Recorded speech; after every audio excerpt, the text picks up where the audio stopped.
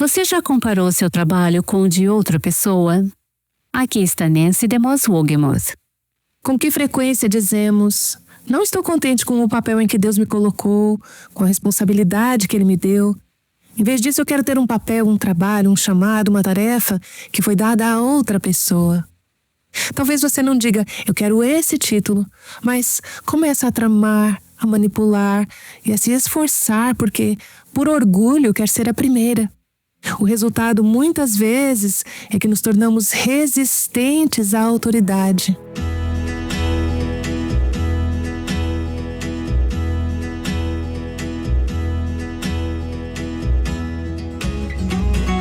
Este é o Aviva Nossos Corações, com Nancy DeMoss Wogemuth, coautora de Buscando a Deus, na voz de Renata Santos.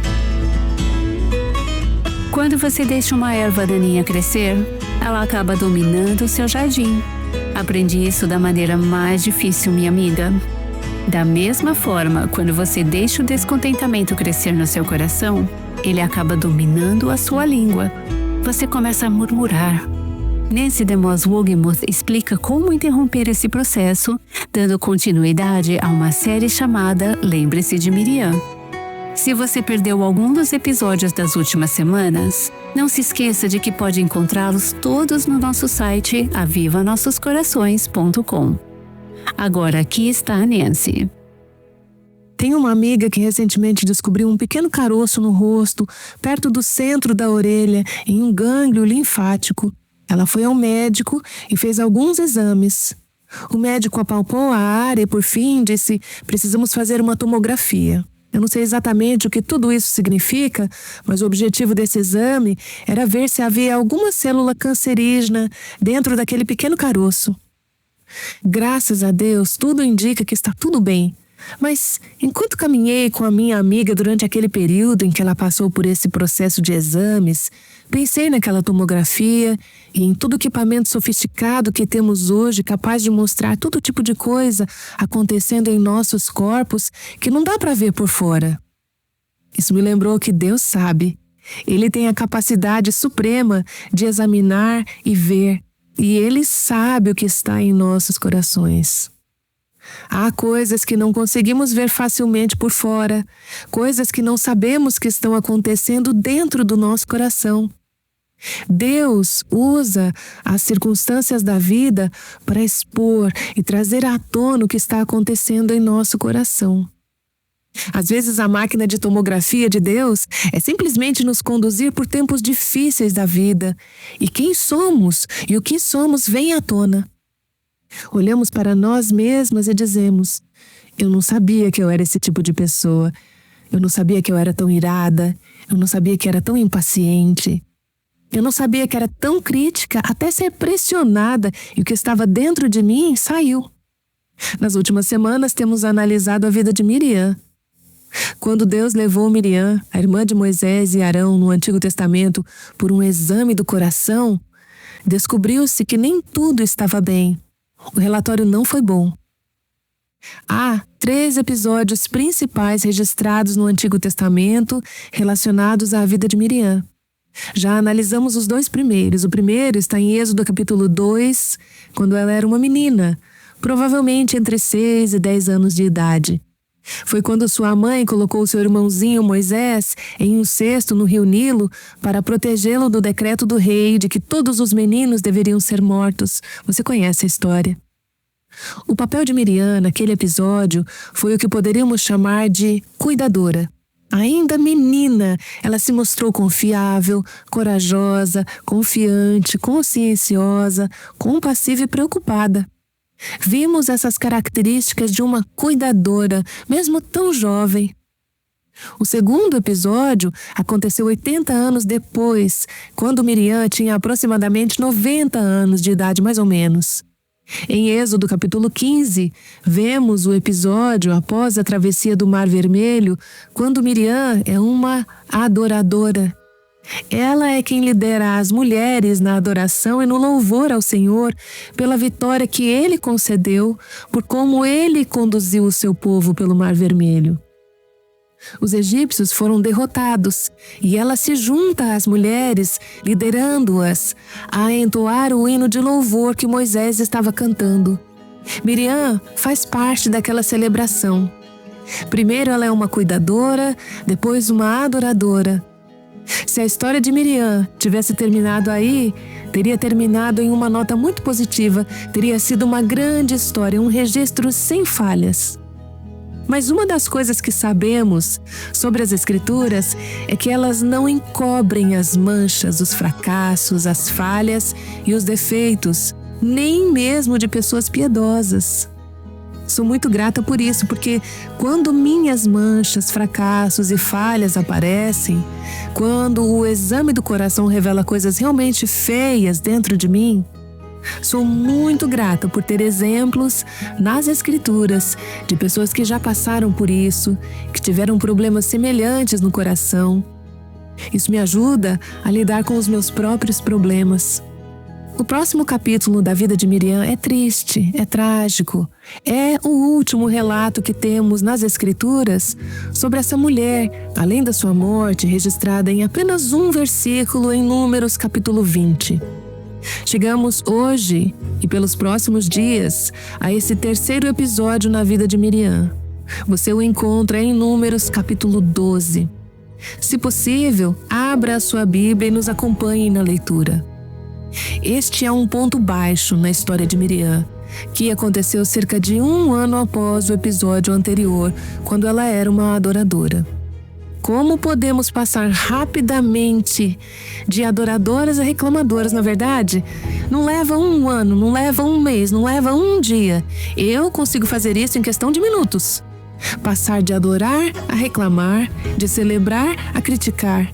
Neste caso, passou cerca de 1 ano entre esses 2 relatos.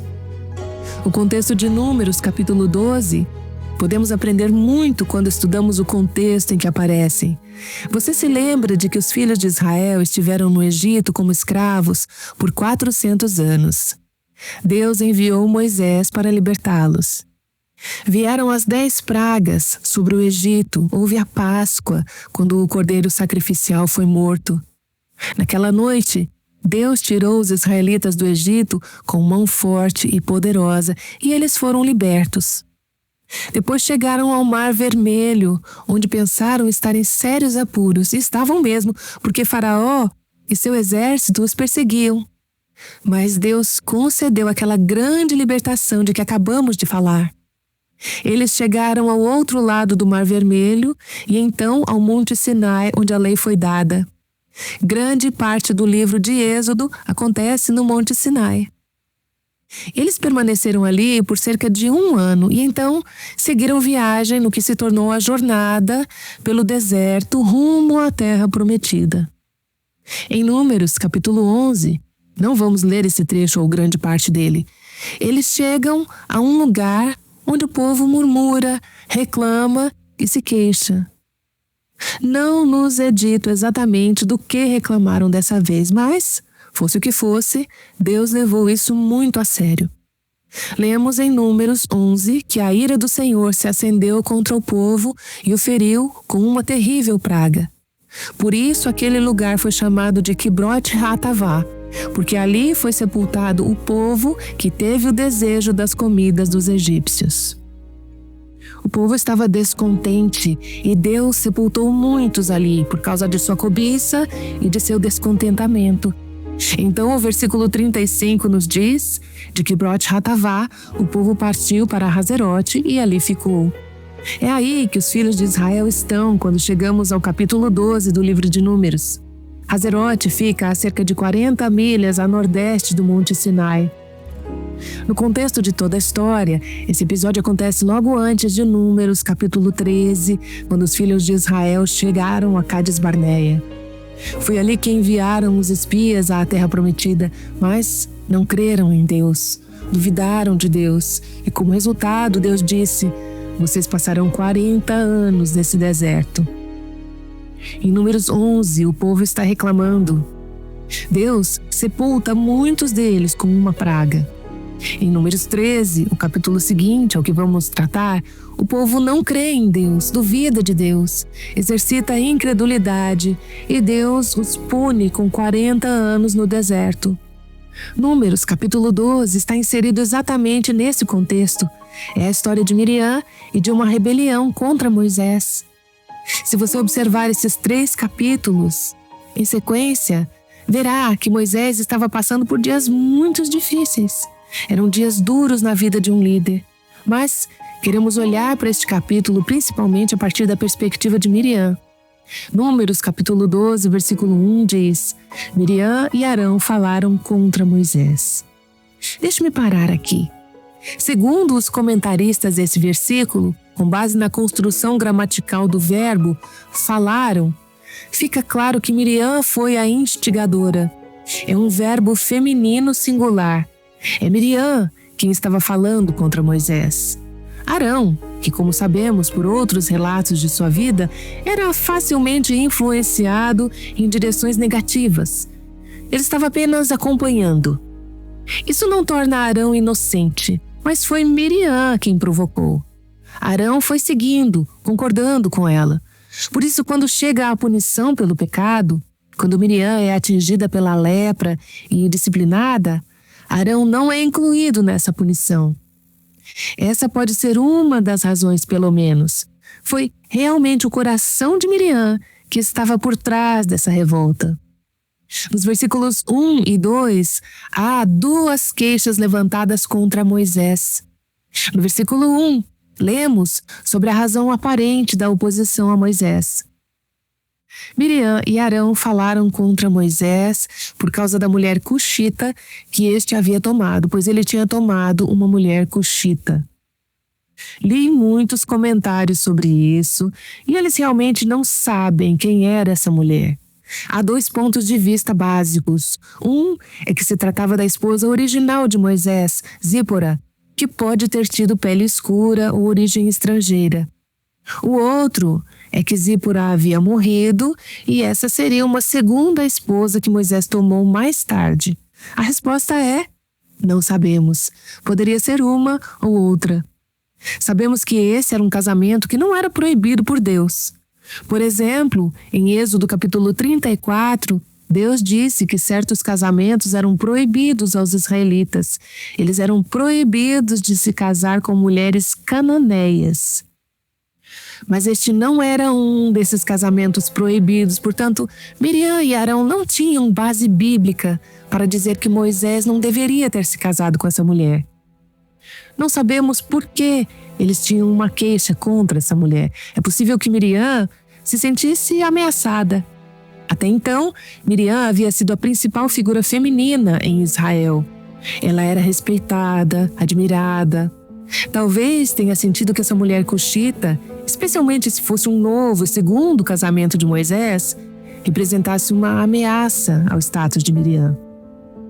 Lembre-se de que Miriam era a irmã mais velha. Ela estava ali há muito tempo. Talvez se sentisse ameaçada. Miriam tinha a atenção de Moisés até então. Talvez pensasse que a esposa de Moisés teria a atenção dele, que Moisés buscaria a opinião dela em vez da de Miriam. Talvez tivesse medo de ser ofuscada pela esposa. Mas a mulher cuxita, ao meditar sobre essa passagem, parece não ser o verdadeiro problema. Talvez tenha sido a gota d'água ou a desculpa que Miriam e Arão estavam procurando para tornar pública sua queixa contra Moisés. Temos outra pista do que pode ter acontecido aqui. Em Números, capítulo 11, 70 anciãos foram designados para ajudar Moisés a liderar o povo. Essa foi uma ideia sugerida, você se lembra por quem? Pelo sogro de Moisés. Talvez, quando esses anciãos foram nomeados, Miriam tenha pensado: isso é a ideia do pai da esposa de Moisés. É uma má ideia. Talvez ela tenha sentido que seus direitos e os de Arão haviam sido atropelados e que suas posições estavam ameaçadas. Agora haveria outras pessoas aconselhando Moisés, então talvez ela e Arão estivessem defendendo seu território contra essa nova estrutura de liderança. Talvez sentissem que estavam ali há mais tempo do que esses anciãos, mais tempo do que essa esposa, e que tinham o direito de ser consultados sobre uma decisão tão importante. Não sabemos, mas fica claro ao chegarmos ao versículo 2 que há uma questão mais profunda do que a esposa de Moisés. E disseram: será que o Senhor falou somente por meio de Moisés? Será que não falou também por meio de nós? Este parece ser o cerne da questão, a verdadeira questão. E é isso que Deus aborda quando entra em cena. Ao olharmos para essas questões que Miriam levantou sobre a esposa de Moisés e será que Deus falou apenas por meio de Moisés? As perguntas que queremos fazer são: o que está acontecendo no coração dela? O que a leva a falar contra Moisés e a liderar essa insurreição? Não queremos olhar apenas para o comportamento externo. Vamos observar o que o coração produziu, mas primeiro queremos dizer sobre ela e sobre nós. O que está acontecendo no coração? Quais são as questões do coração? Parece que, em primeiro lugar, há uma questão de inveja e ciúme. Há essa comparação. Você não é o único por meio de quem Deus fala. Veja, Miriam conhecia Moisés desde que ele usava fraldas. E ela também era profetisa. Em Êxodo capítulo 15, somos informadas de que ela era profetisa, ela também ouvia de Deus. Lembre-se de que Moisés era o mais novo dos 3 irmãos. Às vezes pode ser difícil ver outros prosperarem e, especialmente, celebrar o sucesso de irmãos mais novos. Penso nos irmãos mais velhos de José. Eles ficaram com ciúmes quando Deus falou com José e, como resultado, o atacaram. Tentaram derrubá-lo para que eles fossem mais apreciados pelo pai. Moisés teve uma criação privilegiada no palácio da filha de Faraó, como você se lembra, e foi poupado das dificuldades da escravidão. Ele sempre recebeu os holofotes. Talvez Miriam esteja pensando: eu sempre fico nas sombras. Há uma inveja, um ciúme da posição de Moisés, de seus privilégios. Ela pensa: por que ele deveria ter o maior privilégio de falar com Deus? Deus fala comigo também. Ciúme é querer o que a outra pessoa tem. Inveja é desejar que a pessoa não tivesse aquilo. Acho que vemos ambos aqui. Moisés tinha uma liderança que Miriam aparentemente cobiçava. Ela não apenas queria isso para si, mas desejava que ele não tivesse. Então, o que você faz quando vê alguém que tem algo que você não tem, deseja ter e deseja que a outra pessoa não tivesse? Bem, é fácil começar a puxar essa pessoa para baixo, atacá-la, alegrar-se com a sua queda. O pastor de jovens da minha igreja local pregou uma mensagem exatamente sobre essa passagem, Números, capítulo 12, e ele fez um comentário que eu considerei muito útil. Ele disse: quando a inveja pessoal nos coloca na ofensiva, deixamos de ver a outra pessoa como alguém feito à imagem e semelhança de Deus. Perdemos o respeito por ela como um indivíduo. E agora, essa pessoa se torna um obstáculo para a nossa felicidade pessoal. Em vez de apreciá-la, você começa a desprezá-la. Em vez de valorizá-la, você a rebaixa. Em vez de exaltá-la, você se exalta. Em vez de se alegrar com os dons dela, você minimiza sua contribuição para o reino. É exatamente isso que vemos acontecendo aqui, à medida que a inveja e o ciúme tomam conta do coração de Miriam. Há também ressentimento. Moisés aparentemente tem maior acesso a Deus e ela se ressente disso. Há ambição egoísta em seu coração. Ela quer mais poder. Ela se esforça por posição, autoridade e influência.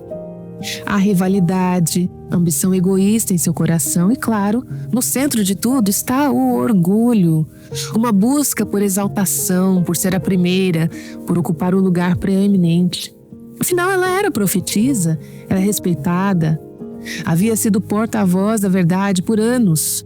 Quando você tem esse tipo de posição e influência, tende a esperar que as pessoas concordem com tudo que você diz e que o que você diz tenha tanto peso quanto o que qualquer outra pessoa diz. Então, há esse orgulho em seu coração.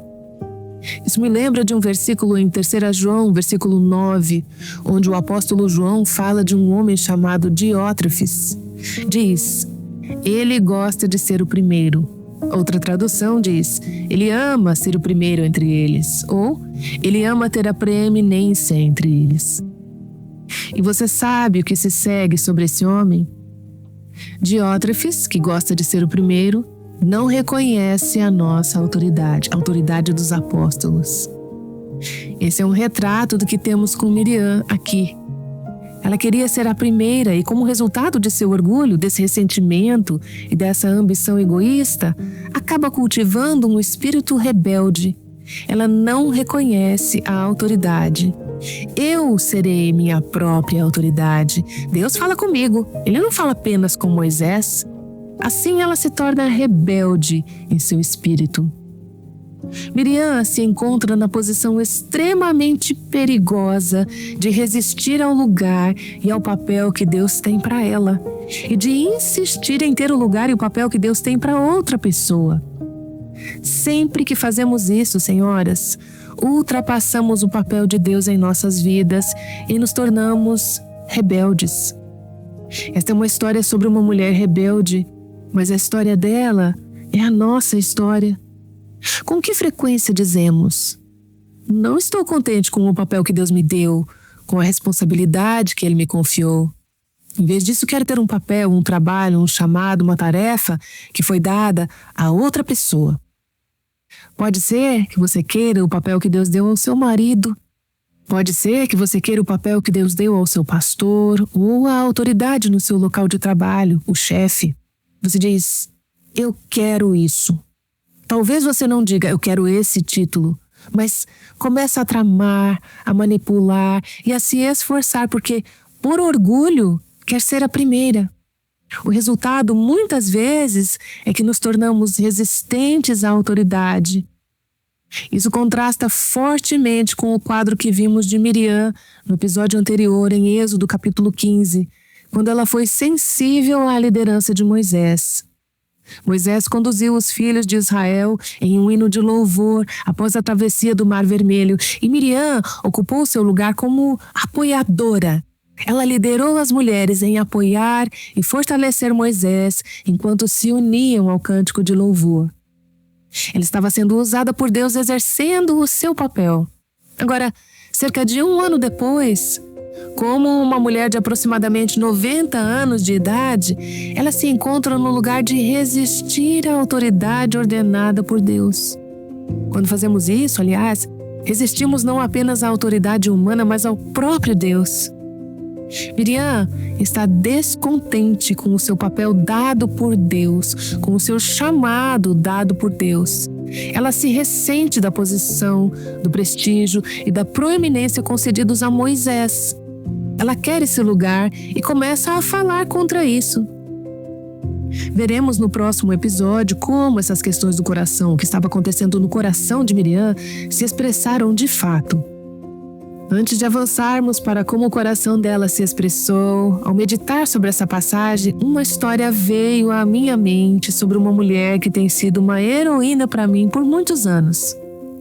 Seu nome é Helen Roseveare. Já falei sobre ela aqui no Aviva Nossos Corações. Entre as décadas de 1950 e 1970, mais ou menos, ela foi missionária, cirurgiã, médica, no que na época era chamado de Congo. Foi uma mulher grandemente usada por Deus. Seu livro, Sacrifício Vivo, é um livro que li inúmeras vezes ao longo dos anos. Não sei se ainda está em circulação, mas se você conseguir um exemplar, é um excelente livro. Voltei a esse livro e separei alguns trechos de que me lembrava, nos quais Helen Roseveare, como mulher solteira no campo missionário, enfrentou desafios semelhantes ao que Miriam experimentou. Deixe-me ler para você um pouco do que a doutora Roseveare diz. Ela diz: quando o Comitê de Missionários Seniors, responsável pelo planejamento geral dos ministérios da igreja em nossa região do Congo, decidiu me pedir para ir para Nebogongo, a fim de estabelecer ali o centro médico, fiquei furiosa. Não havia nenhum profissional da área médica no comitê e senti que, no mínimo, eu deveria ter tido o direito de explicar por que, para mim, essa era uma decisão muito ruim. Depois ela continua dizendo em outro momento: quando o comitê decidiu que eu deveria sair de licença após apenas 5 anos de serviço, fiquei indignada. Por que eu não poderia ficar 7 anos ou mais como todos os outros? No mínimo, eu tinha o direito de ter sido consultada. Seria conveniente para minha mãe e minha família se eu fosse naquele momento? Meu direito de ser considerada, de ter minha opinião ouvida, de dar o meu conselho, de fazer escolhas e decisões, certamente aquilo que dizia respeito à minha própria vida e ao desenvolvimento da missão que Deus havia me dado, tudo isso me parecia tão essencialmente certo e razoável. Pergunto-me se Miriam não pensava da mesma forma. Não acho que ela pensasse: estou escrevendo um capítulo em um livro sobre a mulher rebelde. Para ela, isso provavelmente parecia certo e razoável. Helen Rossville fala em outro momento: outras 3 pessoas se juntaram à equipe. Havia aquelas mais qualificadas do que eu em áreas específicas. Aos poucos, percebi que eu não era realmente necessária na equipe da maneira como havia sido antes. Isso foi difícil de aceitar. Eu sempre havia sido necessária. Suponho que o meu ego prosperava nisso. Agora, eu era necessária principalmente como uma espécie de office boy glorificado. Ela era cirurgiã, lembre-se. E fiquei descontente. Como de costume, a murmuração chegou aos ouvidos do comitê da escola, incluindo 2 ou 3 presbíteros da igreja. Veremos, à medida que a história de Miriam se desenrola para nós no próximo episódio, que as queixas de Miriam começaram em seu coração, depois chegaram aos ouvidos de Arão, depois aos ouvidos do povo e depois aos ouvidos de Moisés. E, desde o início, chegaram aos ouvidos de Deus. Leremos a seguir em Números 12:2, quando retomarmos a passagem na próxima sessão. E o Senhor ouviu. Deus ouviu o que ela disse. Deus ouve o que você diz. Deus ouve o que eu digo. O descontentamento em nossos corações. Ele o ouve antes mesmo de colocarmos isso em palavras. A busca egoísta, a deslealdade, o orgulho, a ambição egoísta, o ressentimento, a rebeldia. Deus ouve as murmurações e as queixas do nosso coração. Ao olharmos para essa mulher, Miriam, Deus está chamando muitas de nós ao arrependimento, a dizer: Senhor, eu tenho um problema no coração. Você não é grata por Deus não estar escrevendo mais escrituras para que os nossos capítulos pudessem ser escritos ali? A história de Miriam está ali para todas nós lermos em Números capítulo 12. Mas eu quero dizer que Deus pode escrever uma nova história para cada uma de nós, uma história de graça, uma história de perdão. Veremos que Ele faz isso com Miriam, mas isso só acontece quando estamos dispostas a nos arrepender, a ser honestas sobre onde Deus nos encontrou e a clamar pela graça de Deus. Senhor, hoje somos mulheres que precisam desesperadamente da Tua graça. E oro para que, à medida que o Senhor tenha apontado questões não apenas no coração de Miriam, mas em nossos corações, sejamos rápidas em dizer: sim, Senhor, existe essa busca egoísta, existe esse interesse próprio, existe essa inveja, existe esse ciúme. Senhor, o Senhor pintou em nossa mente um retrato de onde essas coisas existem e dos relacionamentos em que estamos empurrando, lutando e manipulando para obter preeminência. Eu oro para que respondamos à convicção do Teu Espírito, não apenas abafando-a ao mudar para outro podcast, um novo episódio ou outra atividade do nosso dia. Responderemos parando agora e dizendo: Senhor, eu me arrependo, lava-me, limpa-me, perdoa-me, purifica o meu coração. Eu oro em nome de Jesus. Amém. Nancy DeMoss Wolgemuth tem convidado você a fazer uma avaliação do coração. A maioria de nós encontrará algum descontentamento e crítica em nosso coração quando olharmos com atenção. E todas nós precisamos do perdão de Deus. Nosso orgulho, inveja e ciúme muitas vezes nos impedem de entrar nos propósitos do reino de Deus para a nossa vida. Ao examinar o seu coração, quero perguntar: você tem abraçado o papel que Deus lhe deu? Nancy escreveu um livreto que pode te ajudar nessa caminhada de examinar o seu coração.